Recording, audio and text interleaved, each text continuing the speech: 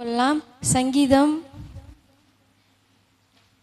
105 சங்கீதம் 37 சங்கீதம் 105:37.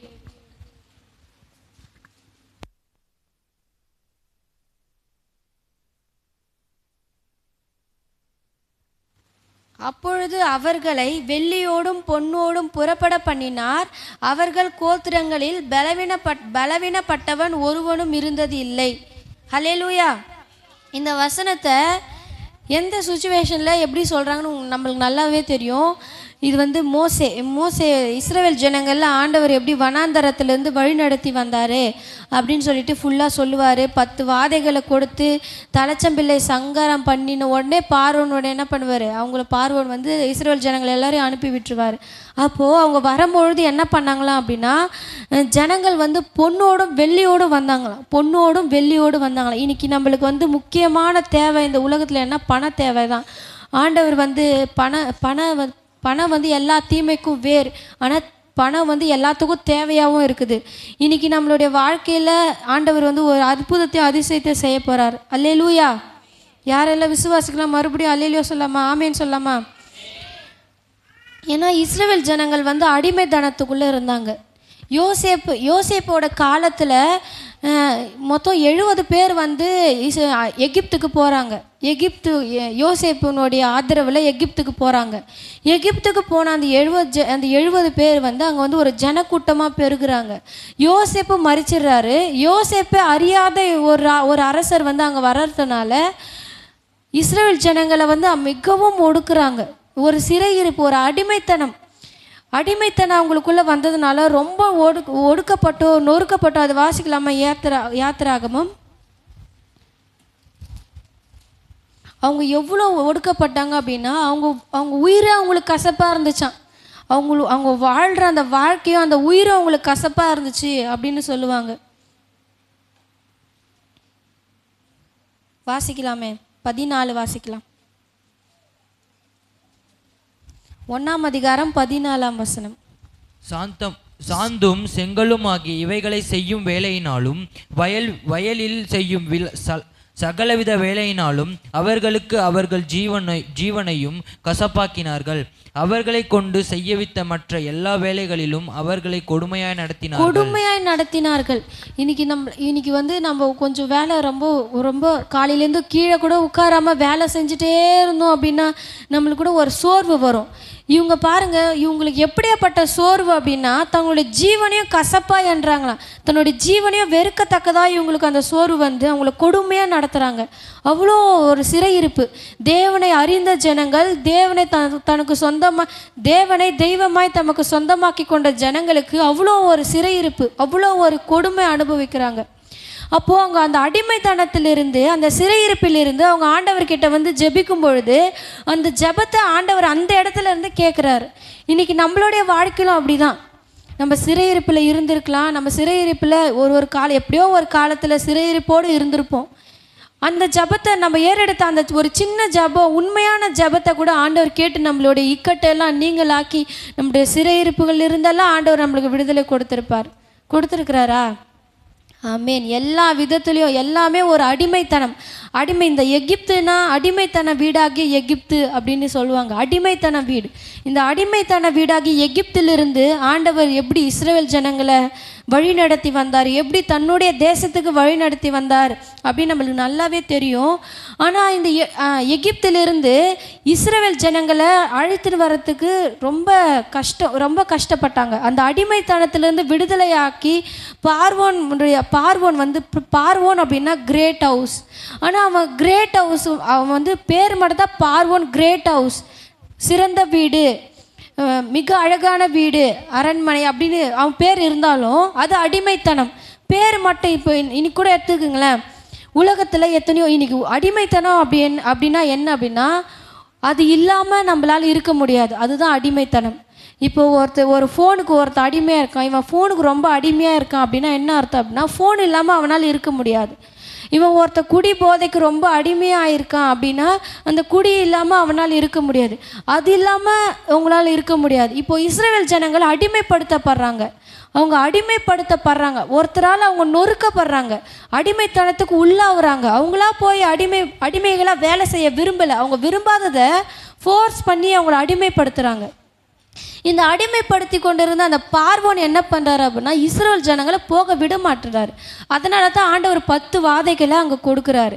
ஃபஸ்ட்டு அடிமைத்தன வீடாகிய அந்த எகிப்திலிருந்து வரவழைக்கணும். இன்றைக்கி நம்மெல்லாம் அந்த அடிமைத்தனத்தில் ஒரு காலத்தில் நம்மளும் அடிமைப்பட்டு இருப்போம், ஏதோ ஒரு விஷயத்தில் நம்மளும் அடிமைப்பட்டு இருந்திருப்போம். அந்த விஷயத்துலேருந்து ஆண்டவர் நம்மளை ரட்சித்து நம்மளை சபைக்குள்ளே சேர்த்துட்டார். ஆனாலும் ஒரு சில நேரங்களில் அந்த அடிமைத்தன ஆவி வந்து செயல்படும்.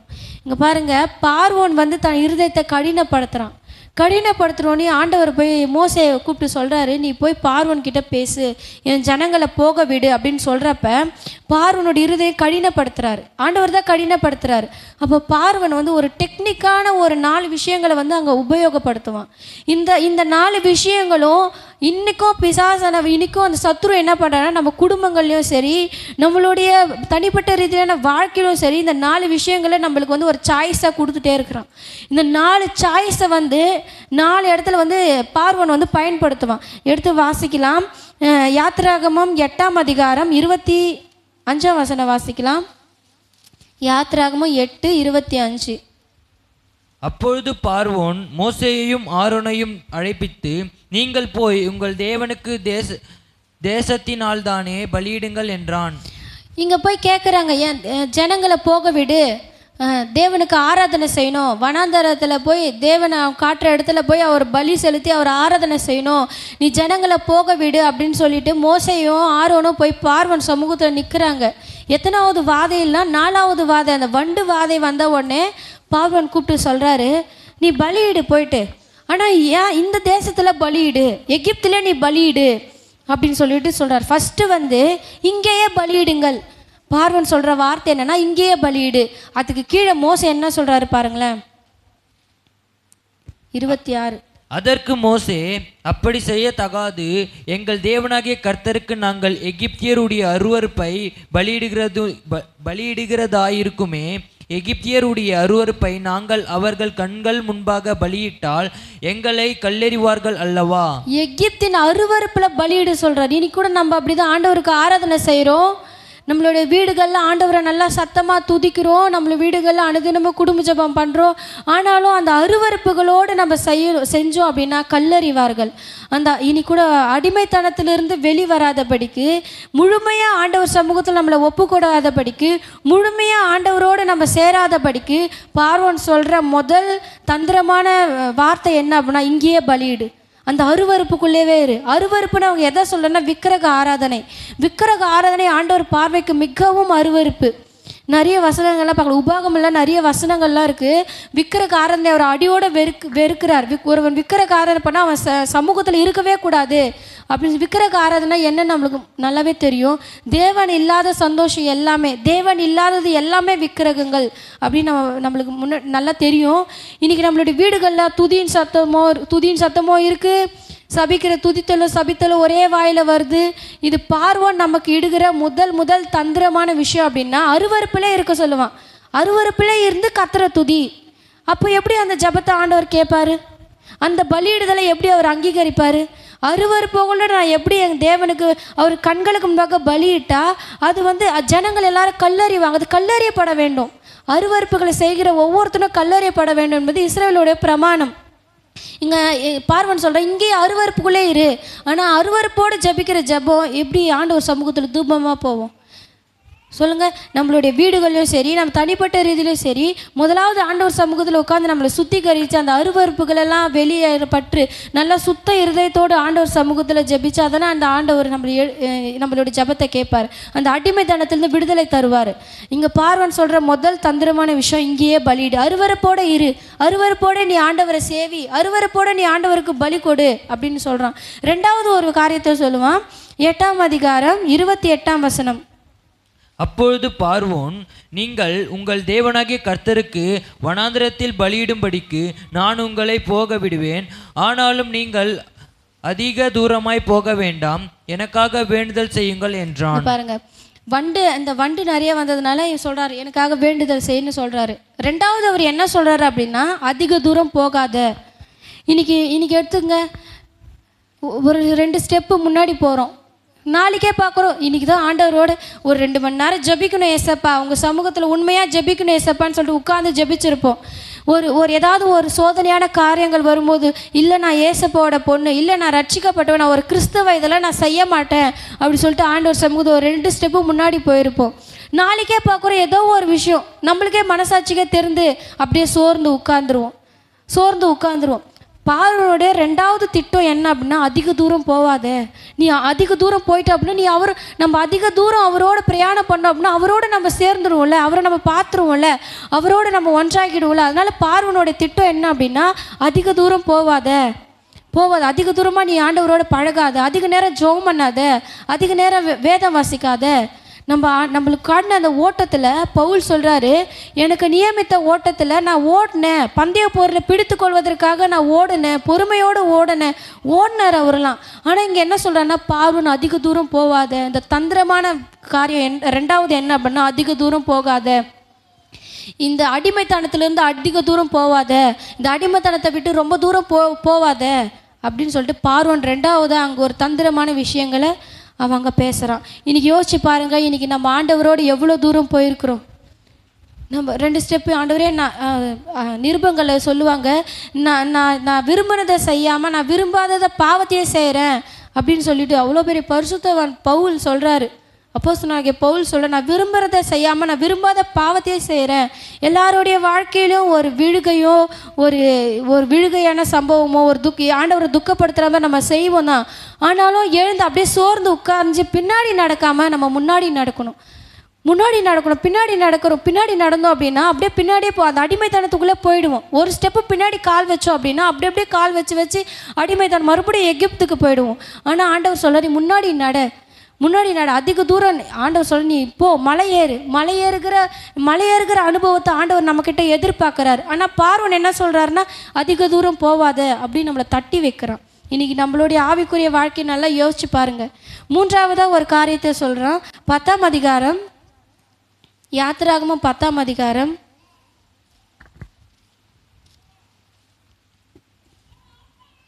9ஆம் வசனத்தில் வாசிக்கலாம். அதற்கு மோசே, எங்கள் இளைஞரோடும் எங்கள் முதியோரோடும் எங்கள் குமாரரோடும் எங்கள் குமாரத்திகளோடும் எங்கள் ஆடுகளையும் எங்கள் மாடுகளையும் கூட்டிக் கொண்டு போவோம், நாங்கள் கர்த்தருக்கு பண்டிகை கொண்டாட வேண்டும் என்றான். அப்பொழுது அவன், நான் உங்களையும் உங்கள் குழந்தைகளையும் எப்படி விடுவேனோ அப்படியே கர்த்தர் உங்களோடு இருப்பாராக. எச்சரிக்கையாயிருங்கள், உங்களுக்கு பொல்லாப்பு நேரிடும்.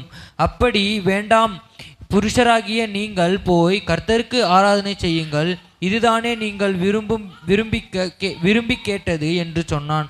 அவர்கள் பார்வோன் சமூகத்தினின்று துரத்தி விடப்பட்டார்கள். இங்கே என்ன பண்ணுறாரு அப்படின்னா, 3வதாக இவர் என்ன அவருடைய தந்திரத்தை பயன்படுத்துகிறா. இந்த பார்வோன், இந்த அடிமைத்தன வீடு என்ன தந்திரத்தை பயன்படுத்துது அப்படின்னா, புருஷர்கள் மட்டும் போங்க, ஸ்திரீகளையும் குழந்தைகளையும் இங்கே பாரு, நீ மட்டும் போய். இந்த மோசையோட பாரத்தை புரிஞ்சுக்குங்களேன். இளைஞர், முதியோர், குமாரர், குமாரத்தி, எங்கள் ஆடு மாடுகளை எல்லாத்தையும் நாங்கள் கூட்டி கொண்டு போனோம். இந்த பாரம் நம்மளுக்குள்ளே இருக்குதா?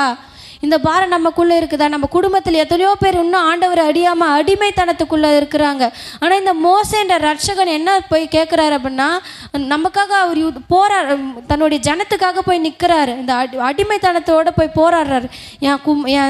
என்னுடைய முதியோர், என்னுடைய இளைஞர், என்னுடைய குமாரர், குமார்த்தி, ஆடு மாடுகள் எல்லாத்தையும் நாங்கள் அனுப்பிச்சி விடு, நாங்கள் போய் பலியிட போகிறோம், தேவனுக்கு ஆராதனை செய்ய போகிறோம் அப்படின்னு போய் கேட்குறாரு மோசே. அப்போ பார்வோன் என்ன வார்த்தை சொல்கிறாருன்னா, புருஷர்கள் மாத்திரம் போங்க, ஸ்திரீகளையும் குழந்தைகளையும் இங்கே விட்டுட்டு போங்க அப்படின்றாரு. இந்த ஸ்திரீகளையும் இந்த குழந்தைகளையும் வீட்டுக்கு போய் 1 சாமுவேல் 30ஆம் அதிகாரத்தை வாசித்து பாருங்கள். இந்த பொல்லாதவன் என்ன பண்ணுறான் அப்படின்னா, நம்மளுக்கு ஒரு ஜெயம் வரப்போகுது அப்படின்னா நம்ம குடும்பங்களில் இருக்கிற ஸ்திரீகளையும் பிள்ளைகளையும் வந்து சிறைப்பிடித்துட்டு போய், அந்த தாவீது காலத்தில் சிறைப்பிடிச்சிட்டு போயிடுவாங்க. எல்லாத்தையும் அக்கினினால் சுட்டெரிச்சிட்டு சிறைப்பிடிச்சிட்டு போயிடுவாங்க. இன்றைக்கி ஒவ்வொரு வினாடியும் இன்றைக்கி ஸ்திரீகளும் பிள்ளைகளும் யோசிச்சு பாருங்கள், இன்றைக்கி அநேக பிள்ளைகள் அடிமைத்தனத்துக்குள்ளே சிக்கி இருக்கிறாங்க. நம்மளுடைய நம்மளுடைய கண்ணுக்கு தெரிஞ்ச அநேக பிள்ளைகள் பார்க்கலாம் அடிமைத்தனத்தில் சிக்கிக்கொண்டு. ஸ்திரீகளும் எடுத்துக்கொள்ளுங்க, அநேக பேர் ஸ்திரீகள் கொலை செய்யப்படுறாங்க. அநேக ஸ்திரீகள் இன்னும் அடிமைத்தனத்துக்குள்ளே இருக்கிறாங்க. அதுக்கெல்லாம் காரணம் என்ன? சிறையிருப்பு, அடிமைத்தன வீட்டுக்குள்ளே அவங்க இருக்கிறாங்க. இன்றைக்கி நம்ம அந்த அடிமைத்தனத்திலேருந்து வெளியே வந்திருக்கிறோமா? அதுக்கப்புறம் பார்த்தீங்கன்னா 10ஆம் அதிகாரம் 24ஆம் வசனத்தை வாசிக்கலாம். அப்பொழுது பார்வோன் மோசேயை அழைப்பித்து, நீங்கள் போய் கர்த்தருக்கு ஆராதனை செய்யுங்கள், உங்கள் ஆடுகளும் உங்கள் மாடுகளும் மாத்திரம் நிறுத்தப்பட வேண்டும், உங்கள் குழந்தைகளை உங்களுடன் போகலாம் என்றான். குழந்தைகளுக்கெல்லாம் அவர் பர்மிஷன் கொடுத்துட்டார், போங்க அப்படி சொல்லிட்டு. 4ஆவதா பார்வனுடைய திட்டம் தந்திரம் என்ன அப்படின்னா, ஆடு மாடுகளை மட்டும் இங்கே நிறுத்தி வச்சுக்கோ, ஆடு மாடுகள் மட்டும் இங்கே இருக்கட்டும், மீதி பேரில் நீங்களாம் போங்க அப்படின்னு சொல்கிறாரு.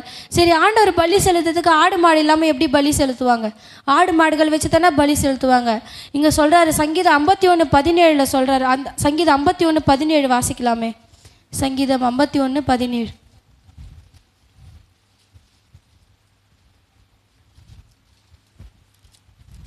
தேவனுக்கேற்கும் பலிகள் நொறுங்குண்ட ஆவிதான், தேவனே நொறுங்குண்டதும் நறுங்குண்டதுமான இருதயத்தை நீர் புறக்கணீர். இங்கே பாருங்கள், ஃபஸ்ட்டு நம்ம சபைக்குள்ளே வந்துட்டோம். எகிப்தின் அருவருப்புகளெல்லாம் விட்டுட்டு சபைக்குள்ளே வந்துட்டோம். ஆண்டவரோட நெருங்க, ஆண்டவரோட பிரயாணம் பண்ண, நம்ம அதிக தூரம் பிரயாணம் பண்ண, மலை மேலே ஏற நம்மளும் அந்த பயணத்தை தொடங்கிட்டோம். நம்மளுடைய குடும்பங்களையும் ஏசப்பா ரட்சித்து நம்ம குடும்பத்தோடு சபையில் வச்சுருக்கிறாரு. அதுக்கப்புறம் பார்வனுடைய திட்டம் என்ன அப்படின்னா, உன் ஆடு மாடுகள்லாம் விட்டுட்டு போ, நீ மட்டும் போன்னு சொல்கிறாரு. இங்கே ஆடு மாடுகள் என்ன சொல்கிறது பார், பலிகள், தேவனுக்கேற்ற பலிகள். ஆடு மாடுகள் இருந்தால் தான் பலி செலுத்த முடியும். இன்றைக்கி நமக்குள்ள அந்த இருதயம் எப்படி இருக்குது? நொறுங்குண்டதும் நறுங்குண்டமான இருதயத்தை அவர் புறக்கணிக்காத தேவன். நம்ம ஆண்டவர் சமூகத்தில் உட்கார்ந்து நம்மளுடைய உடம்பு மட்டும் இங்கே வச்சு நம்மளுடைய இருதயம்லாம் எப்படி இருக்குது? நம்மளுடைய இருதயம் ஆண்டவர் சமூகத்தை உண்மையாக ஆராதிக்குதா? அந்த பலி, அதுதான் பலி, இருதயம் தான் பலி.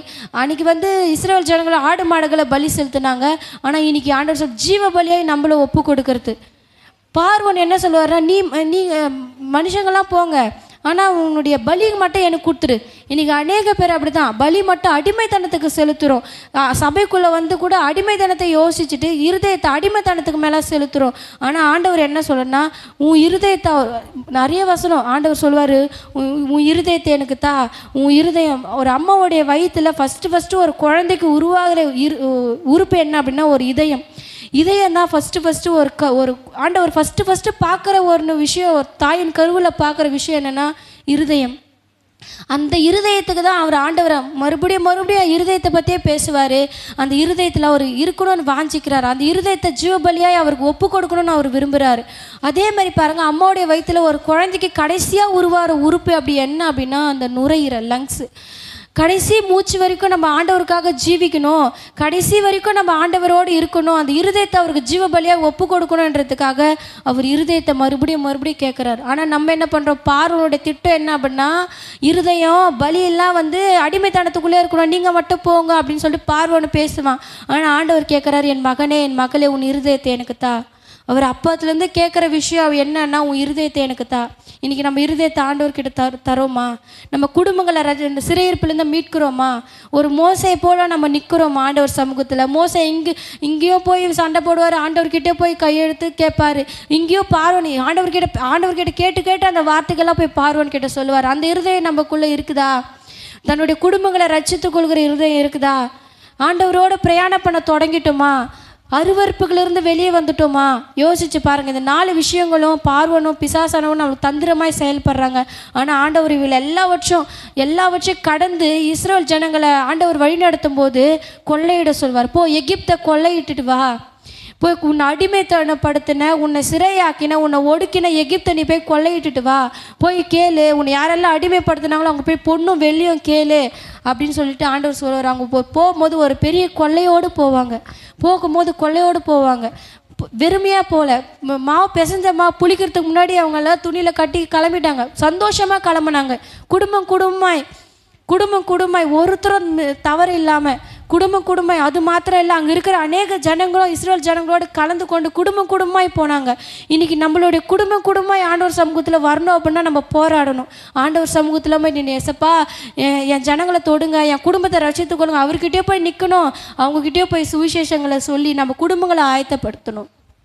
அதுக்கப்புறம் நம்ம இருதயங்களை ஜீவபலியை ஒப்பு கொடுக்கணும். இதுதான் ஆண்டவர் நம்மக்கிட்ட விரும்புகிற காரியம். நீங்கள் அப்படி இந்த 4 விஷயங்களே நம்ம மேற்கொண்டு வந்துட்டோம் அப்படின்னா ஆண்டவர் நம்மளை ஆசீர்வதிக்கிற தேவனாக இருக்கிறார். தெபோரால் சொல்லுவாங்க பாராகை நோக்கி, போ பாராகே, உன்னை சிறையாக்கினவர்கள் நீ சிறை கொண்டு போ அப்படின்னு சொல்லுவார். இன்றைக்கி நம்ம சிறைப்படுத்தின ஒவ்வொரு காரியங்களையும் நம்ம சிறைப்படுத்த போகிறோம். இனி நான் உனக்கு அடிமை இல்லை உலகமே, நீ தான் எனக்கு அடிமை அப்படின்னு நம்ம அந்த லெவலுக்கு ஆண்டவரோடு நம்ம தூரம் நடக்கணும். கர்த்தர் தாமே இந்த வார்த்தையை ஆசீர்வதிப்பாராக. ஆமென்.